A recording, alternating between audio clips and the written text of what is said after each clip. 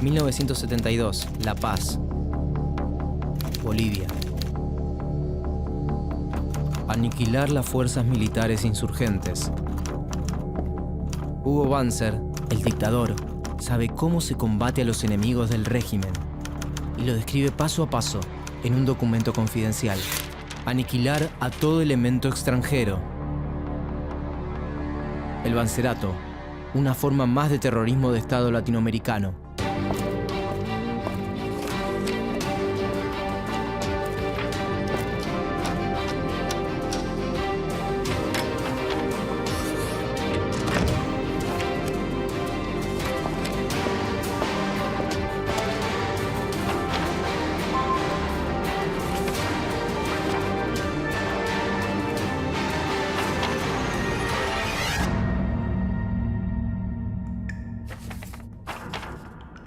El movimiento nacionalista revolucionario comenzó a gobernar el país en 1952. Llegaron al poder luego de un alzamiento popular que estableció en el gobierno a Víctor Paz Estenssoro. Nació en Tarija el 2 de octubre de 1907. Nacionalizó las minas de estaño, impulsó una reforma agraria que repartió la tierra entre los campesinos y estableció el sufragio universal. Tenía el apoyo de campesinos y mineros, en su mayoría indígenas, y se enfrentaba a los sectores económicos acomodados.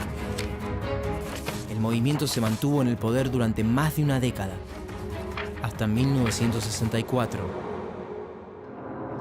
El 4 de noviembre de ese año, los periodistas que esperaban en la puerta de la Casa de Gobierno vieron salir a Paz Estenssoro, que cumplía su tercer mandato como presidente. ¿A dónde va?, le preguntaron. A inspeccionar los puestos militares, dijo el primer mandatario. Pero la realidad era otra. Al presidente lo esperaba un avión en el aeropuerto para escapar hacia Lima. El desgaste de 12 años del MNR en el poder, la pérdida del apoyo de las bases populares y la presión de la oposición debilitaron su gobierno.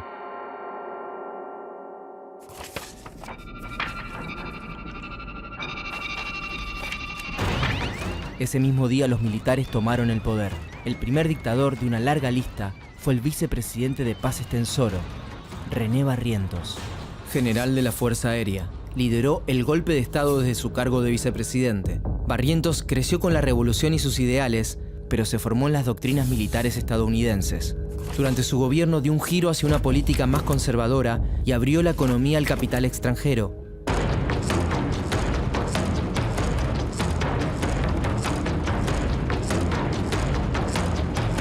El general mantenía vínculos muy cercanos con la CIA, la Central de Inteligencia Norteamericana. En octubre de 1966, Ernesto Che Guevara llegó a Bolivia. Ingresó con otro nombre e hizo base en la zona del río Ñancahuazú. Desde ahí, quería empezar la revolución al sur del continente. Los trabajadores de la mina Siglo XX Cataví habían llegado a un acuerdo: aportar un día de sus salarios para ayudar a la incipiente guerrilla que comenzaba a formarse en el país.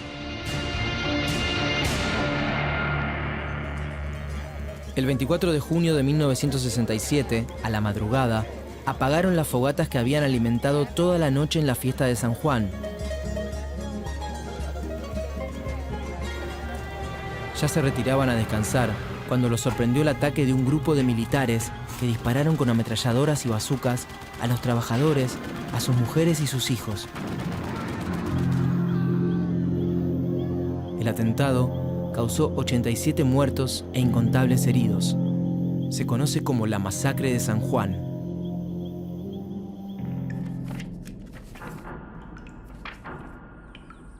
El 9 de octubre de 1967, en La Higuera, oficiales de las Fuerzas Armadas capturaron al Che Guevara y lo ejecutaron de manera clandestina, sin juicio previo.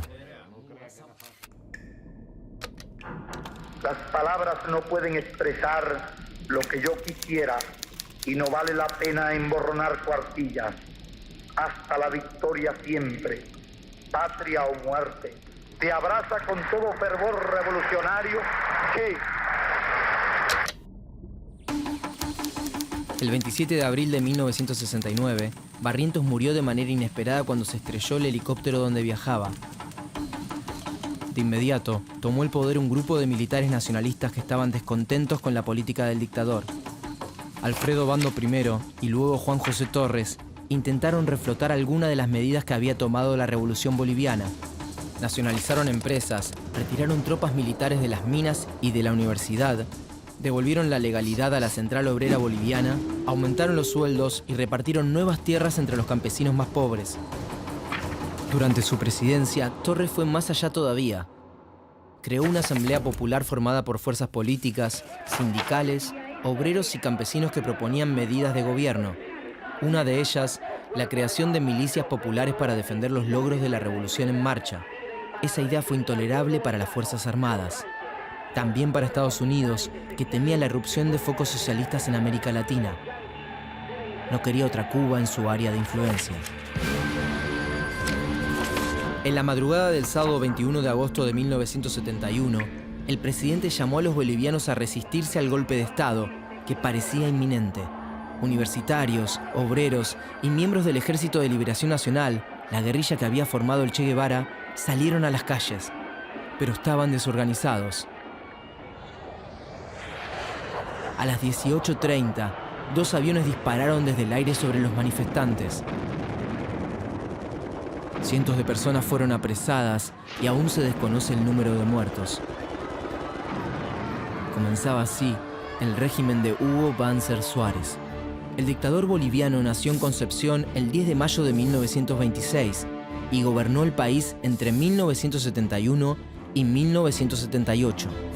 Este proceso surgió simple y llanamente porque veíamos a nuestra patria hundirse en el comunismo. Y por eso las Fuerzas Armadas de mi patria, junto con su pueblo, se han levantado contra ese proceso. Eso es todo. En el país contaba con el apoyo de los altos mandos de las Fuerzas Armadas, pero también del movimiento nacionalista revolucionario, de Paz Estenssoro, el mismo que en 1952 había comenzado un camino revolucionario. Banzer alimentó la amistad con Estados Unidos a través de leyes que favorecían las inversiones del capital extranjero. El gobierno devaluó un 67% el peso boliviano para obtener un préstamo de $24 millones del Fondo Monetario Internacional. El costo de vida aumentó, los salarios cayeron. Frente a las protestas populares, la única respuesta fue la represión, la cárcel y el exilio. En el campo, las medidas económicas y también la represión se hicieron sentir con más fuerza. Más aún, cuando el 20 de enero de 1974 se bajaron los subsidios de una serie de productos de primera necesidad, como la harina, el aceite y el azúcar. 4 días después, los campesinos bloquearon las principales rutas del país. La respuesta del gobierno no se hizo esperar. El Banzerato asesinó a cientos de campesinos. No hubo bajas militares. Después de la masacre del Valle, Bolivia ya no volvió a ser la misma.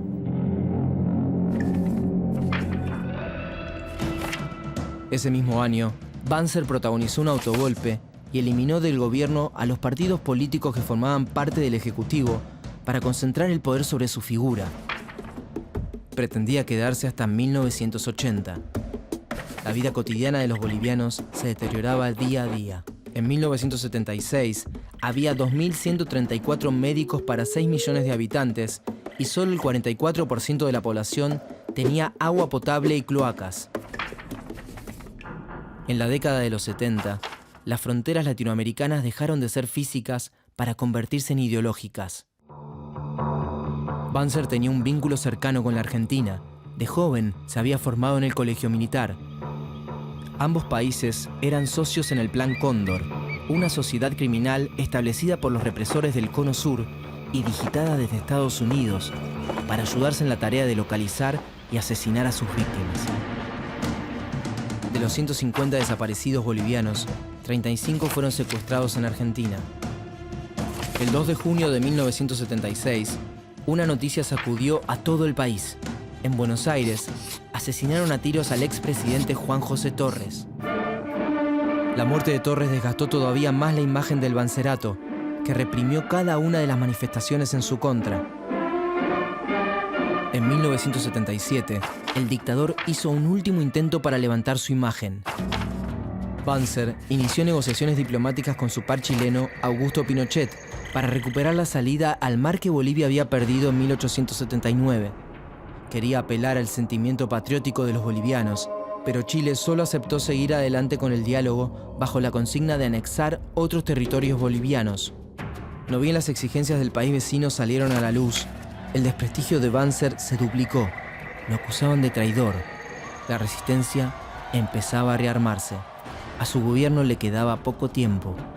El 28 de diciembre de 1977, las esposas de 4 mineros exiliados ingresaron al Arzobispado de La Paz y comenzaron una huelga de hambre.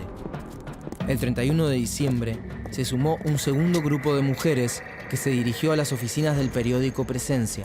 Después de 14 días, más de 500 personas participaban de la protesta y a mediados de enero superaban las 1000. Pedían una amnistía general para todos los presos políticos y exiliados, trabajo para los mineros despedidos después de las huelgas y el retiro de las tropas de los puestos de trabajo.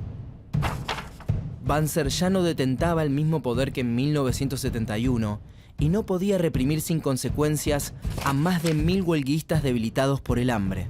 El 18 de enero al anochecer, el dictador se vio obligado de responder a las demandas, a todas. Y Banzer tuvo que llamar a elecciones. El día de los comicios, la dictadura utilizó una última carta para dar como ganador al candidato oficialista: el fraude electoral. Las elecciones fueron anuladas. Los golpes de Estado y la violencia continuaron en Bolivia por 4 años más. El 17 de septiembre de 1982, la Central Obrera Boliviana llamó a todos los trabajadores a una huelga general que puso al país al borde de una guerra civil. Los sindicatos no estaban dispuestos a negociar, pero además, el clima internacional comenzaba a cambiar.